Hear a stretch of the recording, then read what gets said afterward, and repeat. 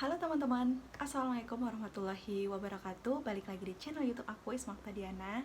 Jadi di video kali ini aku akan membagikan tips atau seputaran bagaimana sih cara kita mendapatkan kampus yang sesuai jurusan kita. Yaitu tidak salah lagi, betul sekali, profesi apoteker. Jadi teman-teman, tidak semua kampus itu dia memiliki jurusan profesi apoteker, sehingga misalnya aja nih kita yang ada di kampus X, nah belum tentu di kampus X tersebut ada profesi atau jurusan profesi apotekernya.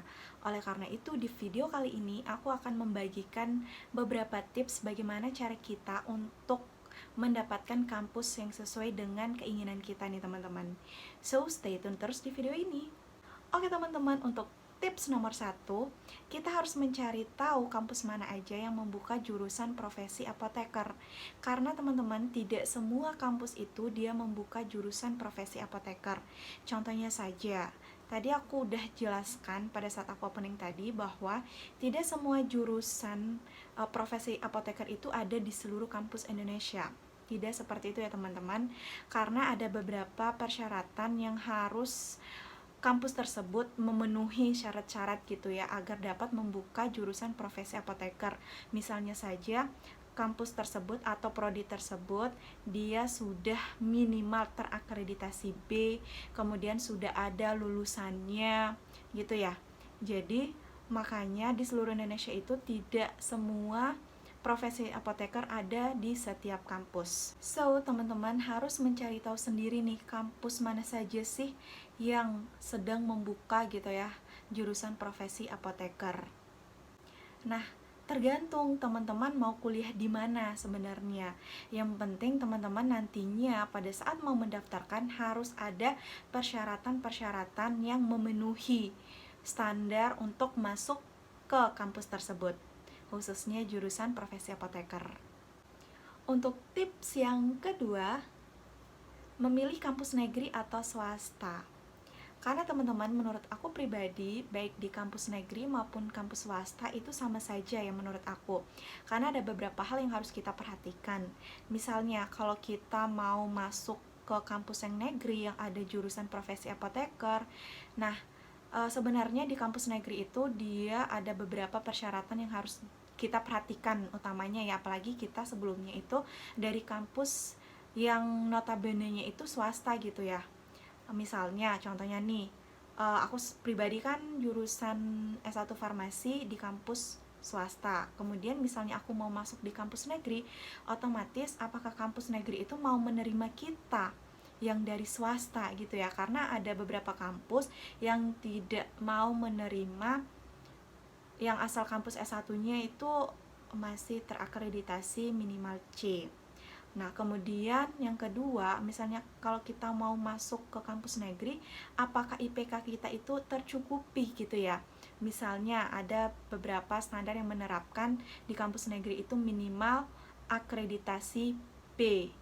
Kemudian IPK-nya harus 3,00.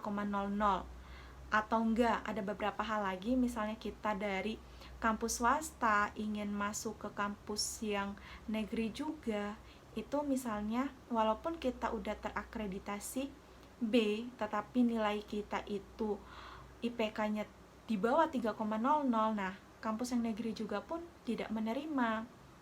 Seperti itu teman-teman. Kemudian ada juga misalnya kita dari kampus swasta ingin masuk ke kampus swasta gitu juga ya. Nah, itu minimal terakreditasi B teman-teman. Atau nggak bisa juga minimal terakreditasi C tetapi dengan IPK 3,25. Kemudian teman-teman untuk tips yang ketiga, nah ini ada kaitannya nih dengan tips nomor 2. Apakah itu teman-teman? Jadi misalnya nih, apa saja sih syarat-syarat yang harus kita perhatikan pada saat kita memilih kampus baik di negeri maupun di swasta pada saat kita mau mendaftarkan jurusan profesi apoteker. Karena apa teman-teman? Syarat nomor 3 ini merupakan syarat yang paling penting gitu ya menurut aku, salah satu syarat yang paling penting. Karena apa? Syarat-syarat ini yang akan menjadi penentuan apakah kita lolos dalam administrasi gitu ya, apakah tidak. Karena apa? Syarat ini juga merupakan yang akan menjadi penentu apakah kita bisa melanjutkan ke tahap selanjutnya, misalnya untuk mengikuti ujian secara tes tertulis maupun secara lisan yang nantinya akan diadakan oleh kampus tersebut, teman-teman. Oleh karena itu, pada saat kita memilih kampus negeri maupun kampus swasta, ya udah, kita harus siap dengan syarat-syarat yang sudah diterapkan oleh kampus yang akan kita daftarkan.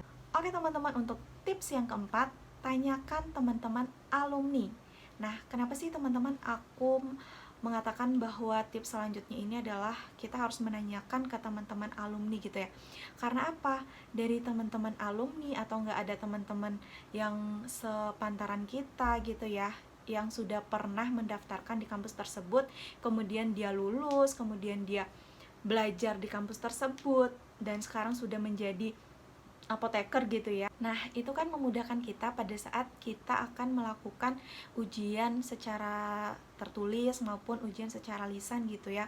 Karena apa? Kita bisa menanyakan nih, tips-tips apa aja sih yang ada di kampus tempat kita mendaftar, kemudian soalnya itu seperti apa, kemudian kita juga bisa menanyakan sharing gitu ya, apa saja yang harus kita lakukan untuk mempersiapkan pada saat kita akan melakukan tes ujian tertulis maupun ujian secara lisan. Oke teman-teman, untuk tips yang kelima atau tips yang terakhir, persiapkan mental teman-teman. Karena apa?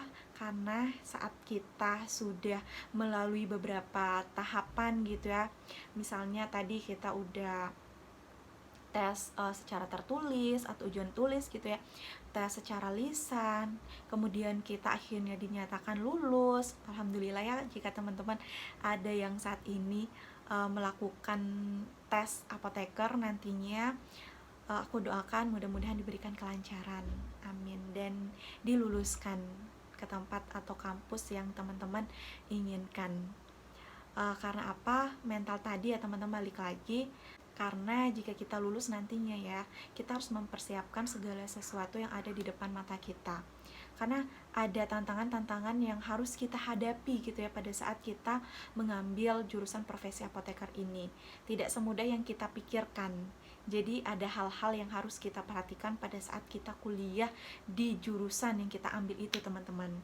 Jadi apapun pilihan teman-teman, baik itu teman-teman kuliah di jurusan negeri maupun jurusan swasta, jangan khawatir, itu semua sama, tergantung kita sendiri gitu ya, pribadi kita sendiri mau menanggapinya itu seperti apa gitu ya, mau membuat diri kita itu belajar semaksimal mungkin itu seperti apa, sehingga nantinya pada saat kita menghadapi problematika pada saat kita kuliah, jangan khawatir, karena itu yang menjadi sesuatu yang bernilai gitu ya, ada value-nya menurut aku pribadi. Jadi teman-teman jangan khawatir, persiapkan mentalnya apapun itu. Karena ya nantinya tidak akan lama kita kuliah di jurusan profesi apoteker ini, teman-teman.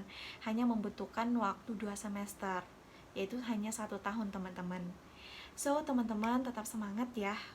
Bagi teman-teman yang sedang mencari tahu info-info mengenai jurusan profesi apoteker, jangan sungkan-sungkan teman-teman untuk menghubungi aku lewat DM Instagram, nanti aku akan masukin di sini.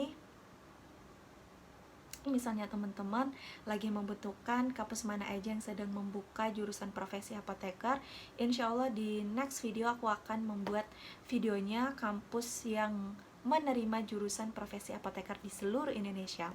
Jadi teman-teman, sebelum aku mengakhiri video ini, jika menurut teman-teman video ini bermanfaat gitu ya, karena teman-teman sudah menonton video ini sampai akhir, aku minta tolong banget kepada teman-teman, jangan lupa untuk like, comment, serta subscribe-nya, dan nyalakan loncengnya agar teman-teman tidak ketinggalan untuk video-video aku selanjutnya. See you in the next video. Bye-bye. Assalamualaikum warahmatullahi wabarakatuh.